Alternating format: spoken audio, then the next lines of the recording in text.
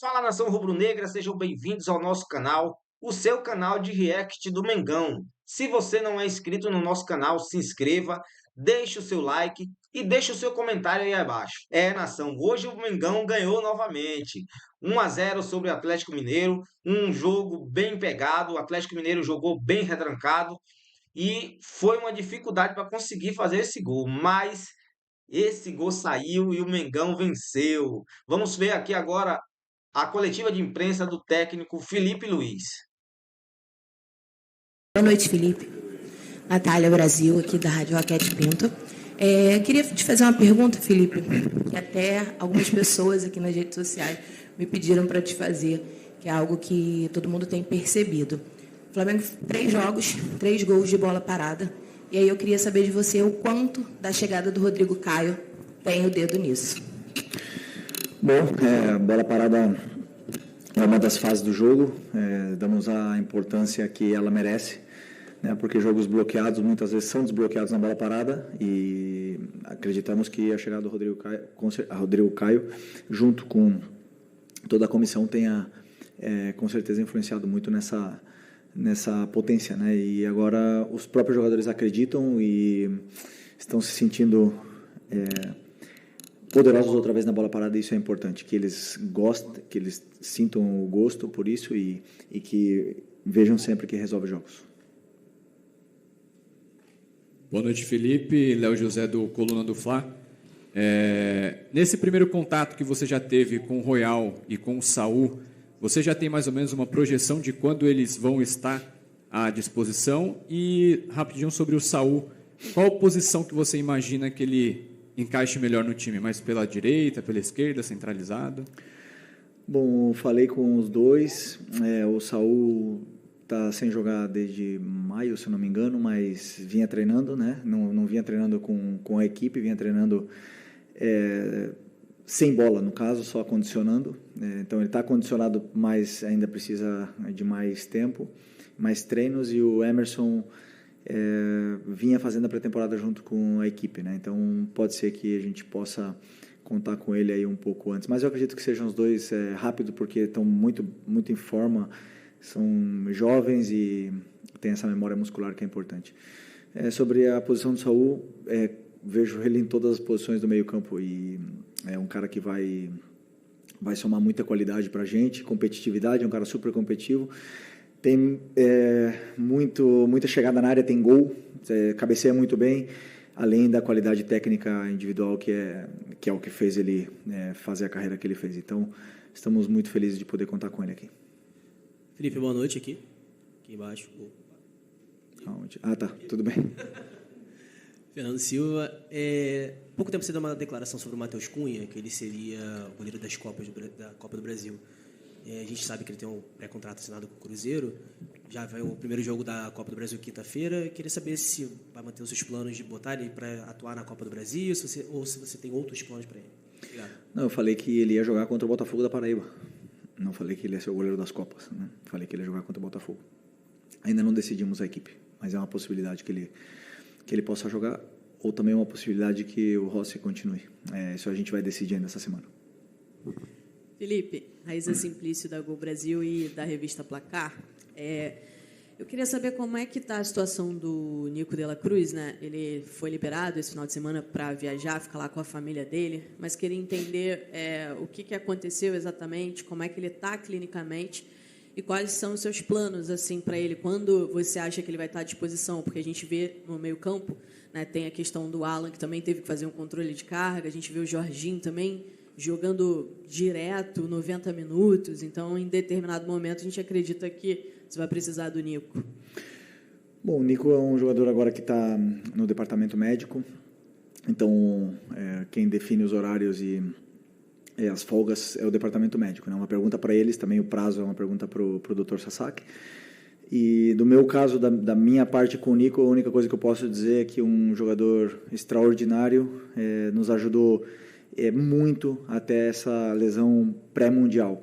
E até por isso que eu sou super agradecido a ele, porque era um momento onde a gente estava muito delicado, né, da nossa equipe de baixas. Tínhamos uma lesão do Eric, uma lesão do Alan, uma expulsão do Gerson, na qual tínhamos o Everton Araújo e ia ter que improvisar o Varela, e conversei com ele, ele estava realmente no limite e ele foi, né, no sacrifício aquele jogo e acabou tendo essa lesão. Então, é um cara que sempre que pode dar tudo o que tem pela equipe, e um jogador que se sacrifica, que coloca o próprio corpo a serviço da equipe, ele vai ter a minha proteção, vai ter o meu carinho sempre. Estou contando os dias para que ele possa voltar, porque ele é muito importante para a gente.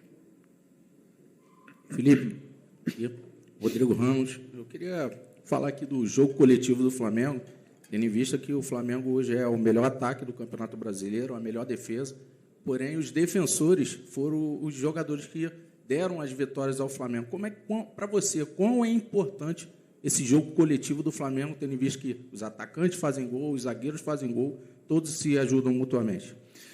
Eu não vejo o futebol de outra forma, senão em coletivo, né? Eu sei que muitos esperam que só os atacantes façam gols, ou que... Claro que eu quero ter o artilheiro, eu quero ter os jogadores da frente sempre fazendo gols, mas cada um deles é uma peça da engrenagem, cumprem funções sempre por e para a equipe, né? Isso é sempre em função do que a equipe precisa. E hoje foi o Léo Ortiz que fez o gol, outro dia será outros jogadores. O importante é isso, que a equipe vença, e quando a equipe vence estão todos felizes, todos comemorando, e aí o reconhecimento individual ele vem do mesmo jeito, mesmo que os atacantes não tenham feito gols, né? Mas eu acredito sempre que vai chegar, e a hora dos atacantes de fazer gols também vai vir. Boa noite, Felipe. Bruna Medeiros, do Disflá. Foi citado aqui já os gols de bola parada, né? E dos últimos 4 gols do Flamengo, 3 foram de bola parada. O Flamengo está tendo um pouco mais de dificuldade de criar com a bola no chão, apesar da posse de bola grande. Você vê isso também, e como solucionar essa questão? Obrigada.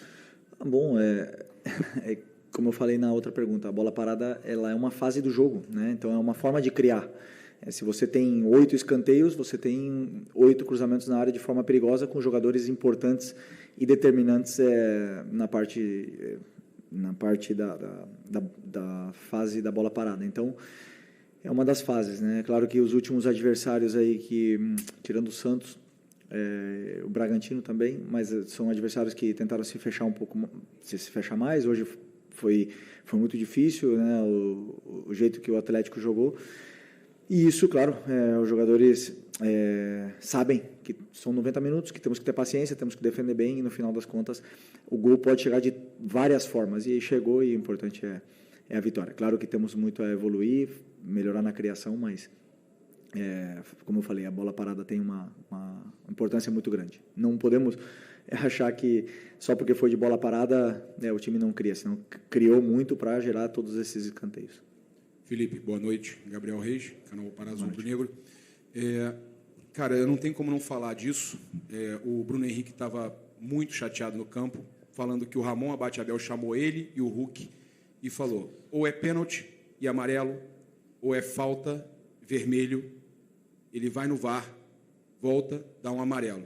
Vimos todos vocês muito chateados. Sei que você não gosta de falar de arbitragem, mas é uma situação que mexia diretamente com liderança de campeonato, um momento que você está com vários jogadores lesionados e que sabem, né, tem a necessidade de tentar abrir, e o Flamengo conseguiu abrir, né? Mas eu queria a sua opinião sobre o que aconteceu, e principalmente pelo caso do Bruno Henrique, que, vivendo a situação que está vivendo, acabou se expondo, né, e criticando, né, a arbitragem, criticando o posicionamento do Ramon Abate-Abel. Melhor não falar. Eu gosto muito do Ramon, é catarinense, e prefiro continuar na minha linha de não falar da arbitragem, porque melhor assim. Vamos deixar assim. Desculpa. Felipe, aqui, à sua direita, aqui no cantinho. Tá bem, Gustavo. O Felipe, existe hoje um clamor do torcedor do Flamengo, hashtag no Twitter, pela volta do Paquetá. Com os reforços que o Flamengo já conseguiu fazer até aqui, o Paquetá teria espaço no teu time ainda? Primeiro que ele não é um jogador nosso, né? Então é de um clube da Premier League, um dos melhores aí clubes da Europa, temos que respeitá-lo, né? Mas o Paquetá tem uma história muito grande aqui, tem um carinho do torcedor, e não tem nenhuma dúvida que o Paquetá tem lugar em qualquer time do mundo. Sempre se acha um lugar para jogadores com essa qualidade. Felipe, boa noite.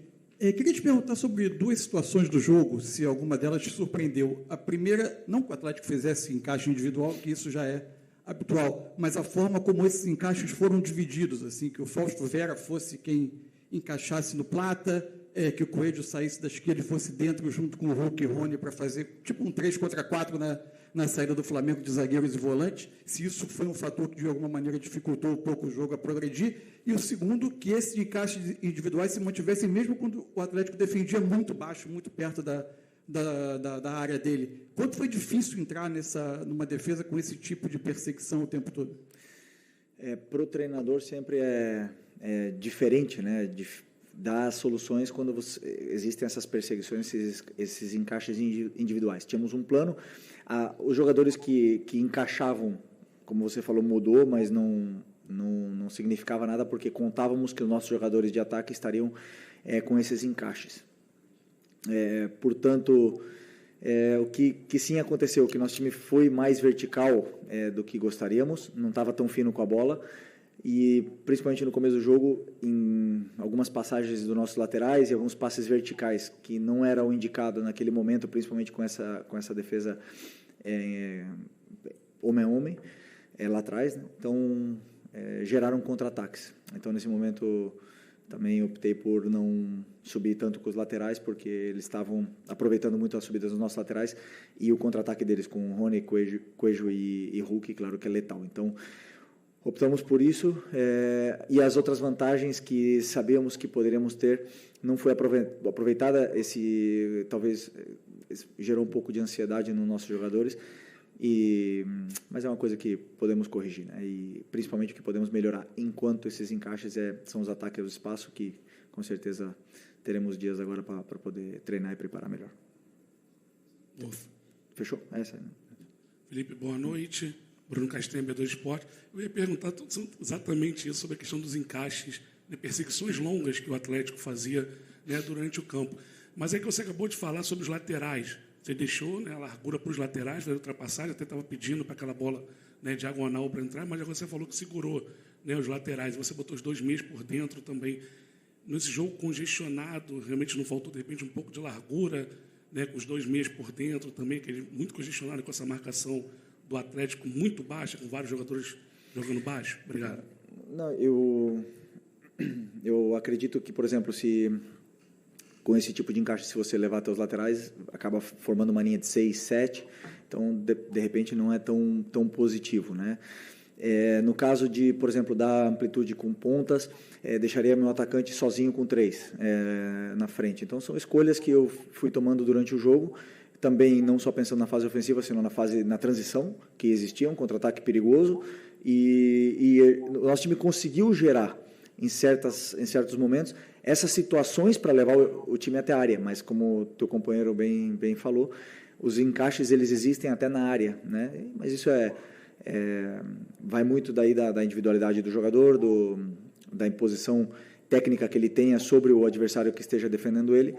E, como eu falei, talvez não tenha sido o nosso melhor dia tecnicamente, mas foi o meu plano enquanto a esse tipo de marcação. Outras equipes também fazem, optamos por planos diferentes, mas também tem que ver os jogadores que estão disponíveis sempre para poder montar com as características que a equipe precisa.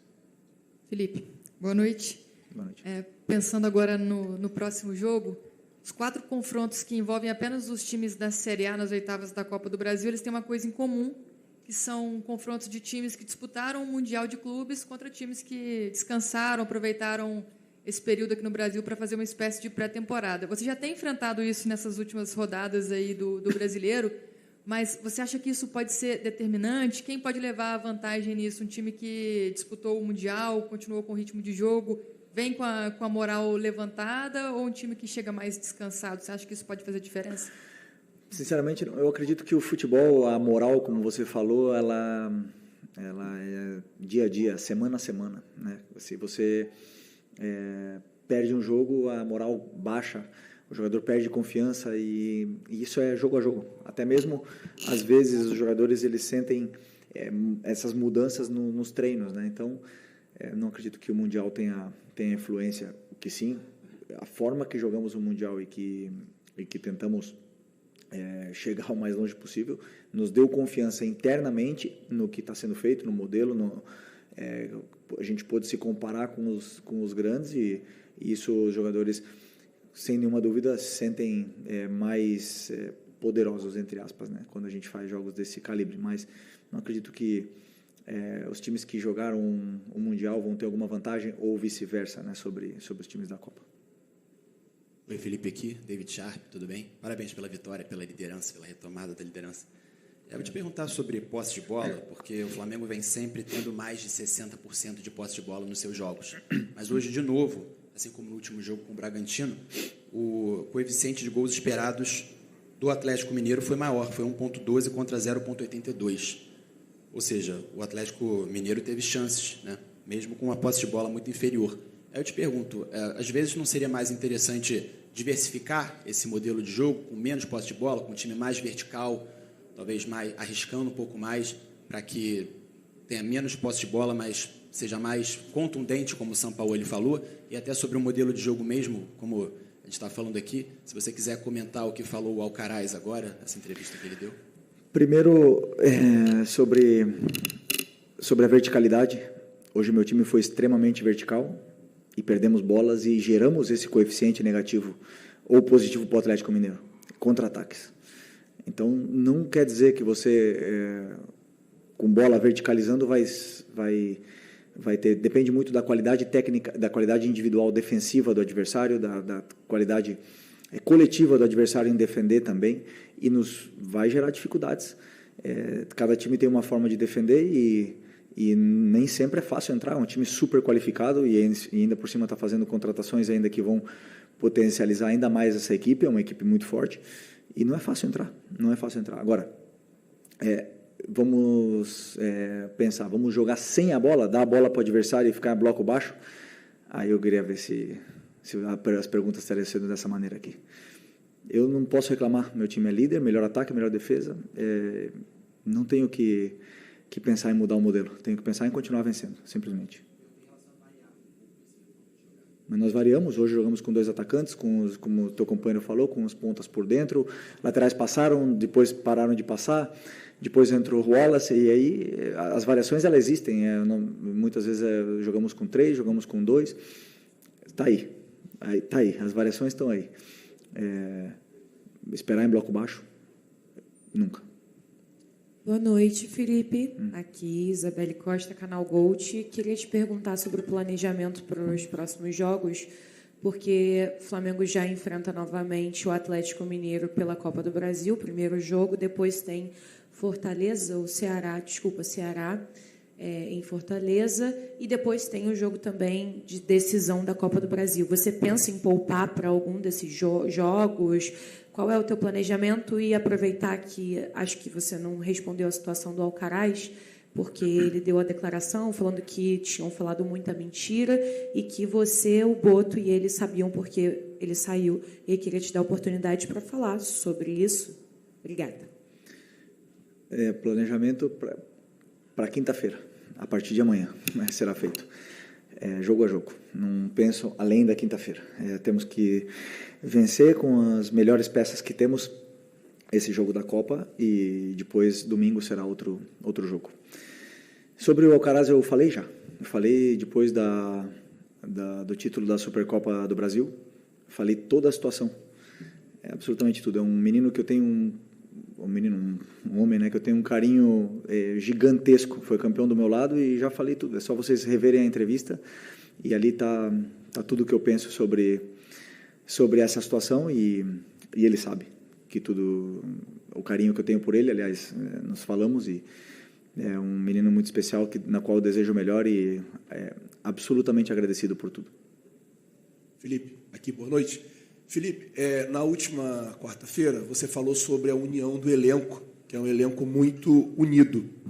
E a gente vê, fazendo uma análise desses últimos 2 jogos do Pedro, a gente vê o Pedro com um comportamento diferente. O Pedro voltando para marcar, o Pedro roubando bola, o Pedro sendo muito mais participativo, apesar de não ter feito gols em nenhum dos dois jogos, a gente vê um outro Pedro. Inclusive, saiu uma matéria que ele bateu o recorde da carreira assim, em índices durante a partida contra o Red Bull Bragantino. Eu queria saber de você o quanto a união desse grupo te ajudou a trazer esse jogador de volta, um jogador que é importante, um jogador que teve mais gols aí durante muitos campeonatos brasileiros, um artilheiro nato. Queria saber de você isso assim e o quanto essa mudança de comportamento dele tem te ajudado como uma opção também para os jogos. Obrigado. O grupo é muito bom. Já falei, já estou cansado de falar que esse grupo aqui só quer ganhar, quer fazer história, quer ganhar títulos, quer ganhar jogos, quer continuar com essa ambição. Como eu falei nas outras vezes, eu só ver ele fazendo isso dentro do campo é incrível. Ele tá muito bem. Aliás, não só defensivamente, que ele está do mesmo nível dos companheiros, senão tecnicamente está muito bem outra vez. E estamos muito felizes com o rendimento dele e, sem nenhuma dúvida, é um jogador importantíssimo para a gente. Felipe, boa noite. Pablo Rua, aqui do Voz do Ninho. Queria falar um pouco sobre o Jorginho, né? Desde que ele chegou, praticamente jogou todos os jogos do Mundial até aqui. Parece que ele já virou um homem de confiança para você, né? Queria que você fizesse uma análise, porque ele está em quase todos os jogos e praticamente não descansa, dá para ver quanto ele se entrega pela equipe, né? Um jogador totalmente diferenciado, um jogador único na sua posição, que, como eu já falei outras vezes, foi o terceiro melhor jogador do mundo e hoje está aqui no Flamengo, né? Ele está tendo essa sequência de jogos também porque temos algumas lesões, a do Eric, a do Nico e da facite do Alan, né, na qual faz ele ter essa sequência importante, né? Claro que eu, como treinador, tenho que ter um cuidado especial, mas é um jogador que se cuida, tem um histórico de lesões muito baixo e está potencializando muito a nossa equipe. Então, estou muito feliz com o rendimento dele, principalmente com os detalhes na qual o tornam um treinador dentro de campo, levando a minha ideia para os companheiros e corrigindo muito dentro do campo, na qual eu valorizo muito. Boa noite, Felipe, aqui, Sidão Marinho da Litoral News. A partir de quinta, o Flamengo volta à Copa do Brasil, depois Brasileiro, Copa Libertadores. E a gente tem visto os reforços chegarem para incrementar ainda mais esse elenco, que é o melhor elenco da América.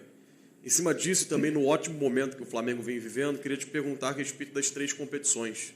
Porque a prioridade está estabelecida, é o Brasileirão. Você falou que a Libertadores também é tão prioridade quanto o Brasileirão. Mas tem a Copa do Brasil e nunca na história do futebol brasileiro alguém conquistou as 3 competições. Você acredita que isso é possível para a sua equipe, pela força do elenco? E mais do que se é possível, é um desejo que você tem, um objetivo que você tem, levando em conta essa ambição que você sempre traz para os seus jogadores, que a gente vê que eles são recheados disso, e isso move muito eles dentro do gramado. Obrigado. Bom, que primeiro ganhar quinta-feira. Não penso em agora a longo prazo. Claro que o objetivo do clube, como você bem falou, né? A gente sabe da Libertadores e do Brasileiro a importância que tem essas competições, mas a Copa está aí, estamos vivos, estamos com possibilidades e temos que ganhar do Atlético.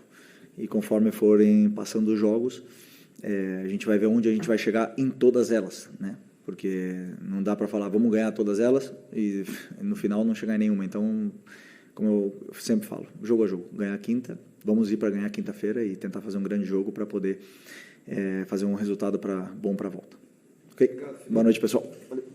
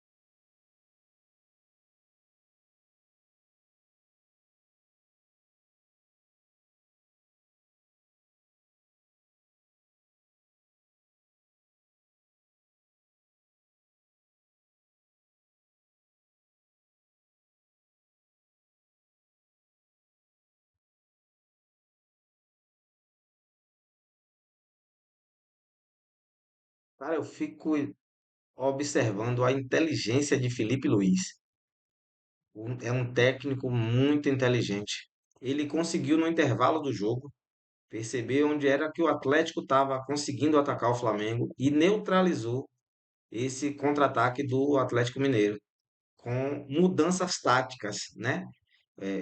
O Alan saiu, entrou o Everton Araújo, porém não mudou muita coisa em termos de marcação, né? Porque o Alan fez um primeiro tempo muito seguro também. E você vê que ele conseguiu, em conversa com os jogadores, ele conseguiu neutralizar esses contra-ataques do Atlético. E o que eu paro e analiso é que muitos apresentadores, repórteres, comentaristas ficam dizendo que Felipe Luiz é estagiário. Se ele, como estagiário, está fazendo tudo isso que ele está fazendo, imagine quando ele virar realmente um técnico, né, na cabeça deles. Boa nação, esse foi o vídeo. Eu vou deixar os créditos aí para Flamengo TV. Segue o nosso canal, deixa o seu like, deixa o seu comentário aí abaixo, tá bom? Até a próxima.